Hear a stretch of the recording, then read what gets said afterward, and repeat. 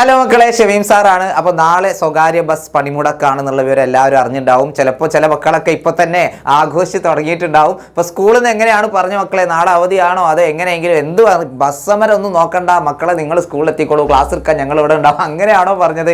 അല്ല മക്കളെ, നിങ്ങൾ എൻജോയ് ചെയ്തോ എന്നാണോ പറഞ്ഞതെന്നുള്ള എല്ലാവരും എന്ത് ചെയ്യുക, കമൻറ്റ് ചെയ്യട്ടോ. അപ്പോൾ തീർച്ചയായിട്ടും നാളെ സ്വകാര്യ ബസ് സമരമാണ്. ഇതുവരെ നിലവിൽ ഇപ്പോൾ സമയം 3:41 ഈ വീഡിയോ ചെയ്യുന്ന സമയം, ഇതുവരെ പിൻവലിച്ചിട്ടില്ല.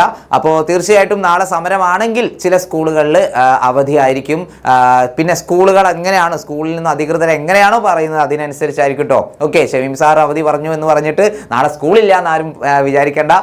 സ്കൂളിൽ നിന്ന് നിങ്ങളുടെ ടീച്ചേഴ്സ് എന്താണോ പറഞ്ഞത് അതിനനുസരിച്ചായിരിക്കും കാര്യങ്ങൾ നടക്കുന്നുണ്ടാവുക. അപ്പോൾ തീർച്ചയായിട്ടും നാളത്തെ കാര്യം നിങ്ങൾക്ക് മനസ്സിലായിട്ടുണ്ടാവും. അത് കഴിഞ്ഞ് മറ്റന്നാൾ ഓൾ ഇന്ത്യ സ്ട്രൈക്ക് വരുന്നുണ്ട്. അതായത് ജൂലൈ 9 ഓൾ ഇന്ത്യ സ്ട്രൈക്കാണ്. അതായത് ഒരു വാഹനങ്ങളും നിരത്തിലോടില്ല, ഒരു കടകളും തുറക്കൂല എന്നൊക്കെയാണ് അതിൻ്റെ സംഘടനാ ഭാരവാഹികൾ പറയുന്നത്.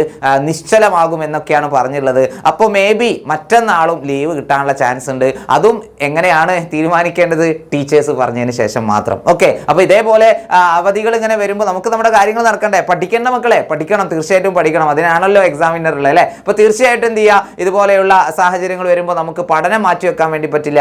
എല്ലാവരും എന്ത് ചെയ്യുക, താഴെ കാണുന്ന നമ്പറിൽ കോൺടാക്ട് ചെയ്യുക, നമ്മുടെ ബാച്ചിൽ ജോയിൻ ചെയ്യുക. വീട്ടിലിരുന്ന് കൊണ്ട് അടിപൊളിയായിട്ട് നമുക്ക് എന്ത് ചെയ്യാം, പഠിക്കാം. ഓക്കെ, പിന്നെ ഓണപരീക്ഷ ഉണ്ട് എന്നുള്ള കാര്യം പറഞ്ഞു. ഓണപരീക്ഷയ്ക്ക് വളരെ കുറച്ച് ദിവസങ്ങളേ ഉള്ളൂ എന്നും പറഞ്ഞു. അപ്പോൾ ഇനി നമ്മൾ പഠിക്കേണ്ട സമയമാണ്. എല്ലാവരും എന്ത് ചെയ്യുക, അടിപൊളിയായിട്ട് പഠിക്കുക. എല്ലാവർക്കും ഓൾ ദി ബെസ്റ്റ്.